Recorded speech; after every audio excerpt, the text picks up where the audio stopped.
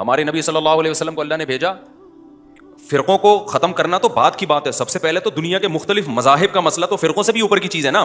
ارے ایک آدمی دیوبندی بریلوی یا اہل حدیث بن جاتا ہے, یہ زیادہ برا ہے, یہ وہ ہندو ہو جاتا ہے, یہ زیادہ برا ہے. ہندو ہو کے تو وہ مانتا ہی نہیں قرآن کو.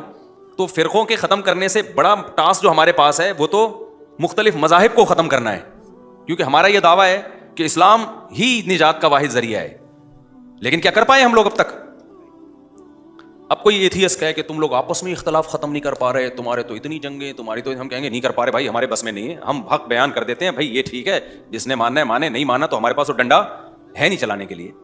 اور اسلام نے ہمیں اجازت بھی نہیں ہے دی ہے کہ ڈنڈا چلا کے لوگوں کو مسلمان کرو, بلکہ اسلام نے کیا کہہ دیا, لا اکراہ فی الدین, دین میں کوئی زبردستی نہیں ہے, قد تبین الرشد من الغی. اللہ کہتے ہیں میں نے حق اور باطل کو واضح کر دیا ہے, تو جب زبردستی نہیں ہے تو کوئی بات نہیں. وَلِذَٰلِكَ خَلَقَهُمْ, اللہ پتہ کیا جواب دیتا ہے کہ تم فرقوں سے ٹینشن میں ہو, فرقوں سے بڑا مسئلہ کیا ہے؟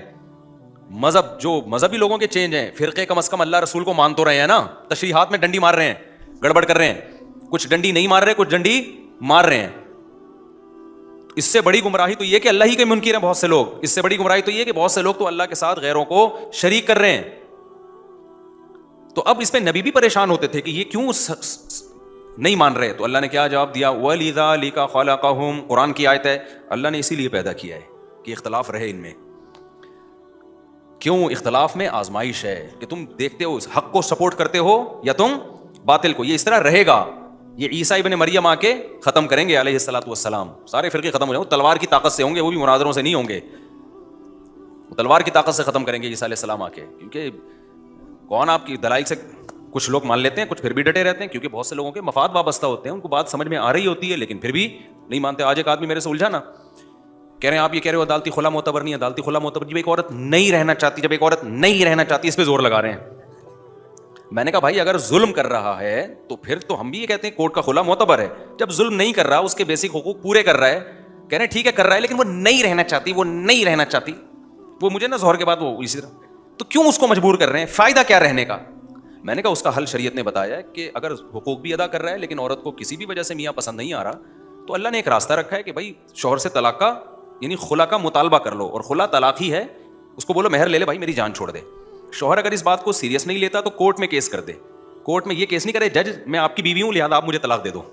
کورٹ میں کہے کہ میں بیوی جس کی ہوں دے گا وہی, آپ صرف اپنی بیوی کو دیں گے, ہاں میں جس کی بیوی ہوں نا مجھے وہی دے گا, لیکن وہ میری بات کو سیریس نہیں لے رہا. کورٹ کا مطلب یہ ہوتا ہے کہ شوہر سیریس لے, آپ اس کو نوٹس بھیج کے بلائیں تو شوہر پھر سیریس لے گا, اور شوہر کو یہ بھی اطمینان ہو جائے گا کہ بھائی جب عدالت انوالو ہوتی ہے تو میرا مہر مجھے لازمی ملے گا, ورنہ ایسا نہ میں نے ادھر طلاق دی اور مہر بھی لے کے بیوی شارٹ ہو جائے.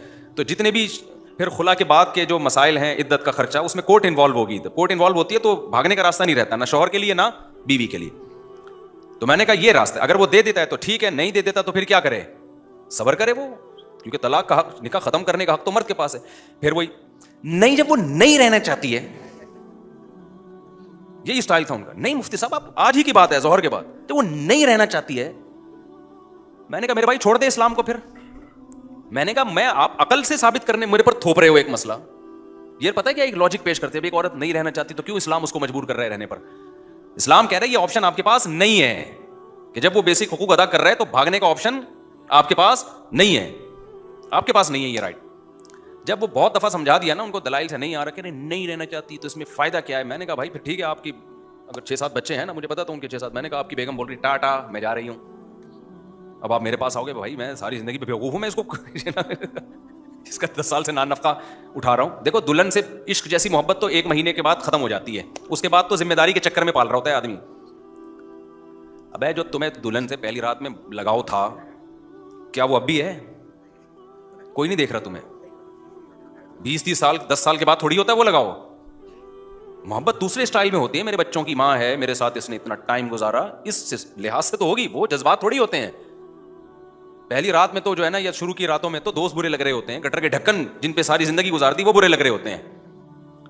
لیکن کیا یہ جذبات بعد میں رہتے ہیں؟ اس کے بعد ذمہ داریاں سمجھ کے, یار وائف ہے میری, جو ہے نا میرے والد کی بہو ہے, میرے بھائیوں کی بھابھی ہے, اور جو ہے کیا نام ہے, میں چھوڑ دوں گا, بدنام ہو جاؤں گا سوسائٹی میں, عزت کا, اور اس کی بھی زندگی برباد ہوگی. تو 10 سال 15 سال اس نے کیا کیے, گھر بسانے کے لیے قربانی دی ہے. اگر اس کو پتا ہوتا 15 سال کے بعد یہ نکل جائے گی تو کہتا ابھی نکل جا بھائی, میں پاگل ہوں, میں 10 بچے پیدا کر کے 6 بچے پیدا کر کے تجھے نکالوں گا یہاں سے.